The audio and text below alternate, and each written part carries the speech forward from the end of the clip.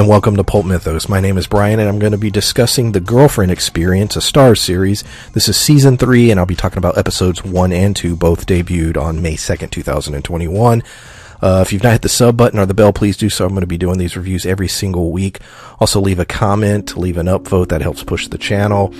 And this was the result of a request, actually. Miss T, who comments in our comment section quite often, she explained that this show was coming up and asked if we would cover it. I told her I would look into it, and I did.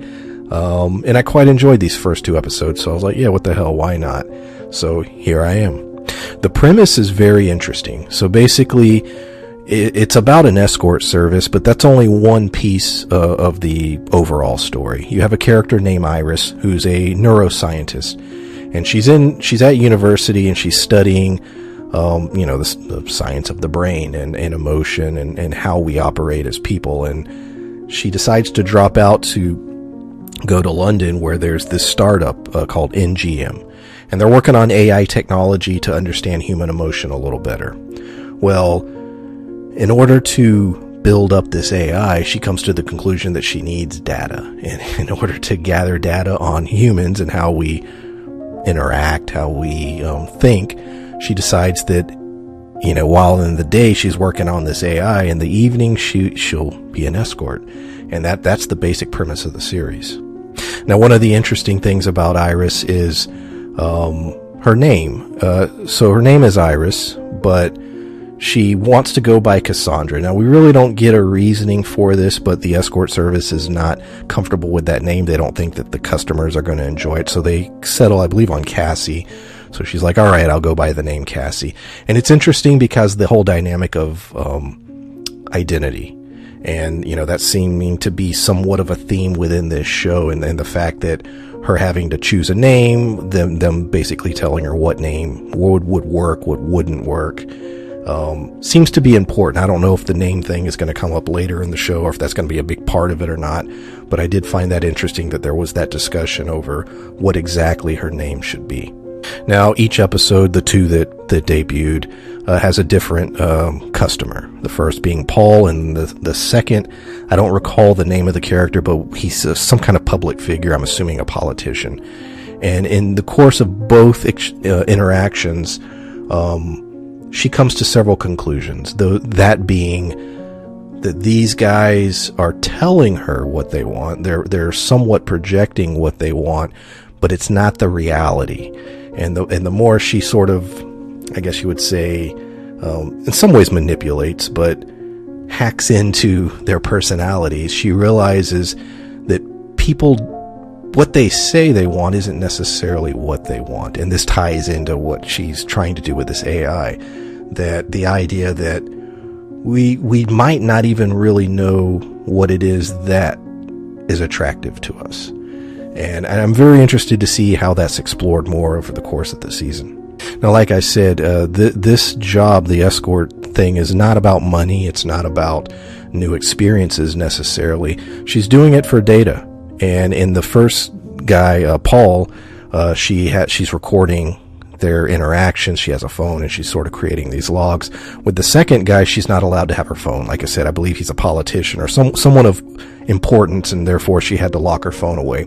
So all of his experiences are captured through her memory. She has to sort of chronicle it later. And that's interesting because I'm curious to how it's going to affect the data that she's collecting, because it's more of not the exact exchange, but like I said, it's her memory of how the meeting went, if you will. Now, it's very clear that, especially due to the previews for the remainder of the season, the agency that she works for, if they learn or when they learn about what she's doing, they're going to be very upset, because one of the reasons they're used is for how discreet they are. And the fact they're able to, connect customers with clients and not have to worry about it getting out there. She's collecting data on these people. She's using them in order to develop this AI. And so the potential for leaks or the information about these interactions getting out there exist. And so I'm sure that's going to play a big role into the remainder of the season. Now, there's a couple other little things I want to talk about. One being her father. Sounds like something happened to him. I don't know if it was an accident or if he is suffering from dementia or Alzheimer's. I don't know. I wasn't clear on that in the first episode. There's references to something that had happened to him, and I know she's into neuroscience. I don't know if that was the reason she's pursuing that career, something to deal with him, or if it's two separate things. Not really sure, but clearly there is something to do with her father. It comes up in both episodes, and yet again, I'm assuming that's going to be something that plays a role as the series continues. I also liked the musical choices and the fact in the first episode talking about how music stimulates the brain. This is real stuff. I've read articles on the fact that patients that have issues with memory, how music will connect them and allow them to not only just remember things, but it lights up certain parts of the brain and allows them to be more conscious or aware of what's going on, even when they typically are not. So that's playing a role in this. Everything has to do with how the brain works. And it's funny because there's so much dialogue in this that's very tech-based, science-based, and it sounds legit. The author of these episodes, it's did her homework, because it all sounds legit. Now, I'm a big fan of the series Westworld. I know some people have mixed feelings based on specifically season 2 and some even season 3, but I see a lot of aspects of Westworld in this particular season. The idea of trying to create this AI, to connect with people so that they can, have a connection, have a romantic desire fulfilled. And Westworld sort of touches on all that. Also, the video game Cyberpunk does that as well. But yeah, I really like that angle, and it's going to be interesting to see how much more of that we get throughout this season. I like the tech aspect of it. I also want to say this is one of the final things I'm going to talk about is specifically the performance, the character of Iris. Each episode's roughly 30 minutes, a little under, and she's on screen almost the entirety of that time, and the performance is amazing.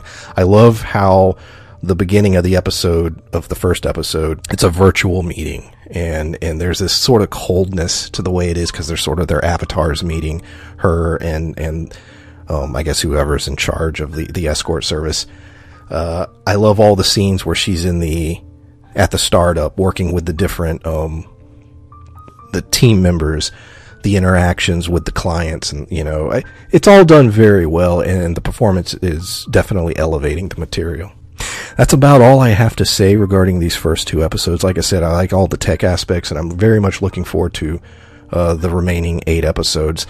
I do plan on going back and watching the first 2 seasons. I know it's an anthology series, and it sort of does its own thing each season, but I'm assuming they're all interconnected, so it will be interesting to see how they connect. Those of you who are listening to this and have watched the first 2 seasons, is there anything that I'm missing in a big way that directly ties to the first 2 seasons? If so, put it in the comments down below. That would help out. But hopefully I'll be able to burn through those seasons since they're so short before the next episode, and if not, maybe by say episode 4.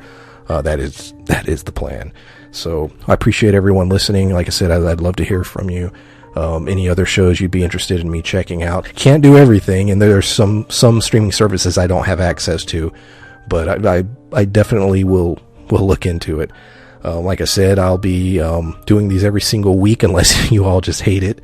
But yeah, thanks for listening.